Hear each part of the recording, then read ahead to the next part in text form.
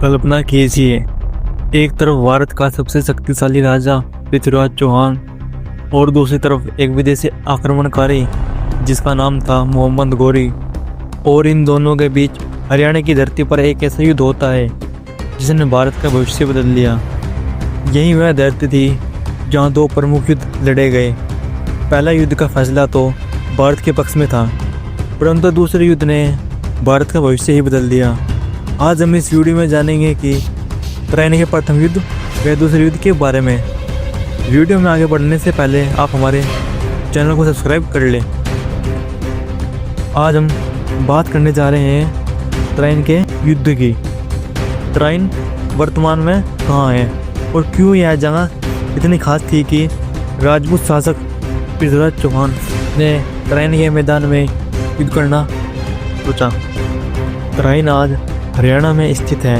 यह इलाका दिल्ली के पास था, इसीलिए जो भी इस तराइन के मैदान को जीतता वह सीधे दिल्ली का शासक बन जाता और पूरे भारत पर राज करता। इसी वजह से मोहम्मद गौरी की नज़र थी इस तराइन के मैदान पर। तराइन का पहला युद्ध सन 1191 में पृथ्वीराज चौहान और मोहम्मद गौरी के बीच हुआ था। इस युद्ध में पृथ्वीराज चौहान की तरफ से 2 लाख से अधिक सैनिक थे, जिनमें पैदल सेना, शक्तिशाली हाथी और कुशल राजपूत घुड़सवार थे। और वहीं दूसरी तरफ मोहम्मद गौरी, जिसके पास 1,20,000 की सेना और जिनमें से कुछ अनुशासित तुर्की घोड़े और धनुधर थे।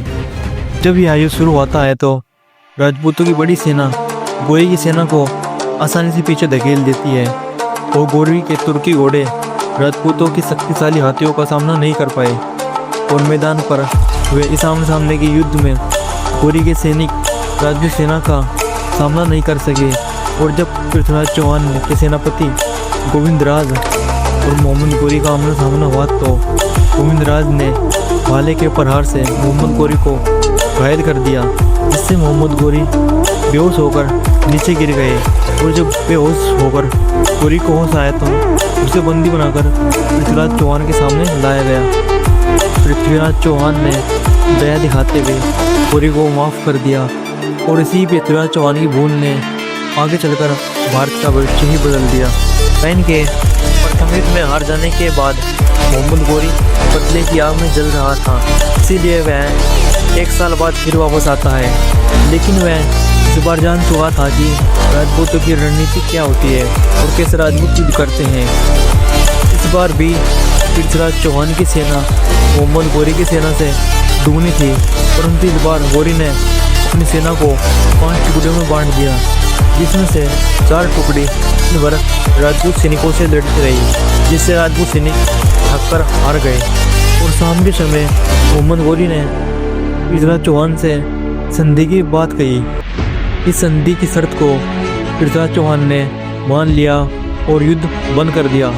रात्रि का समय था, पृथ्वीराज चौहान के सैनिक सो रहे थे और बचे हुए मोहम्मद गौरी की 5 जो सबसे दमदार टुकड़ी थी वह जाग रही थी। इस समय राजपूत सैनिक आश्वस्त हो चुके थे कि अब मोहम्मद गौरी ने संधि कर ली है, इसलिए वह अब हमला नहीं करेगा। परंतु तभी मोहम्मद गौरी रात्रि में अपनी 5वीं और आखिरी सबसे दमदार टुकड़ियों को लेकर पृथ्वीराज चौहान की सेना पर हमला कर देता है। पृथ्वीराज की सेना लगी हुई थी, इस कारण वह हार जाती है और पृथ्वीराज चौहान को बंदी बना लिया जाता है। और फिर पृथ्वीराज चौहान को बंदी बनाकर गजनी की जेल में कैद कर लिया जाता है और दिल्ली को अपने गुलाम कुतुबुद्दीन ऐबक को सौंपकर उसे दिल्ली का राजा बना दिया जाता है, जिसने आगे चलकर भारत में तुर्की शासन की शुरुआत की। इस युद्ध ने भारत से अगर हिंदू सम्राट को सदा के लिए मिटा दिया।